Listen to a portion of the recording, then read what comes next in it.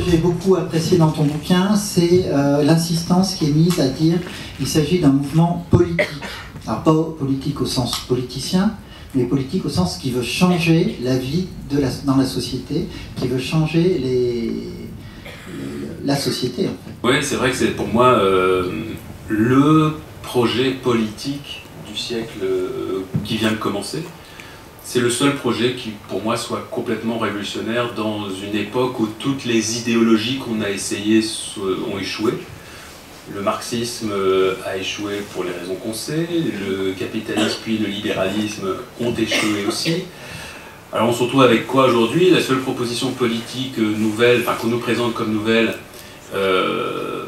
est non seulement une proposition politique de haine, c'est-à-dire qu'en gros la seule nouveauté vers laquelle peuvent tendre les gens aujourd'hui, c'est l'extrême droite, avec des discours de repli, de racisme, des discours que moi je trouve abjects, et en plus, qui ne sont absolument pas modernes, puisque c'est un retour en arrière, parce que quand on lit le programme du Front National, en fait, on se rend compte qu'il y a 100 ans, il y avait déjà des gens qui écrivaient exactement la même chose au mot près, avant la Première Guerre mondiale par exemple. Bref, on n'a pas de projet, au-delà du fait donc, que c'est une idéologie de toute façon détestable, mais de toute façon c'est pas moderne.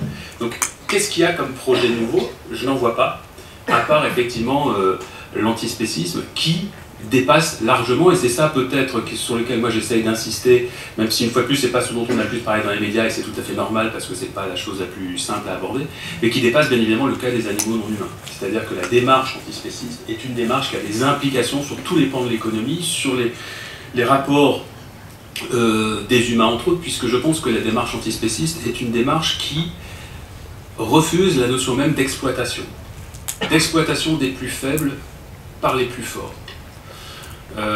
Et donc ça a des conséquences incroyables. Simplement ce qu'on se dit en tant qu'antispéciste, c'est qu'on ne limite pas cette logique au seul rapport humain, mais qu'on va beaucoup plus loin. On va beaucoup plus loin pour être tout simplement logique, puisque de toute façon on a déjà, nous humains, intégré l'idée qu'il y avait des animaux qui devaient bénéficier d'un certain respect. Alors, nous on dit il n'y a pas certains qui doivent bénéficier de respect, et pas d'autres. Les antispécistes disent c'est tout le monde.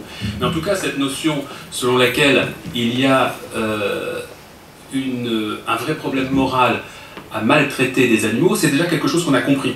Le seul problème, c'est qu'on est schizophrène, on est incohérent, c'est-à-dire qu'on applique cette logique uniquement à certains animaux, et non pas à la majorité d'entre eux, c'est-à-dire les animaux qu'on chouchoute, nos animaux de compagnie, etc., et qu'on oublie absolument tous les autres. Mais c'est cette logique, effectivement, de dire, on étend notre sphère de considération morale aux animaux non humains, comme on a su l'étendre d'un point de vue en tout cas théorique aujourd'hui à tous les humains, qu'ils soient blancs, noirs, femmes, hommes, hétéros, homosexuels, etc. Aujourd'hui on est d'accord sur les combats moraux qui doivent inclure tous les humains. Effectivement, antispécisme dit que ça doit inclure les non humains. Effectivement, je considère qu'à partir de cette idée, on peut construire une société radicalement nouvelle.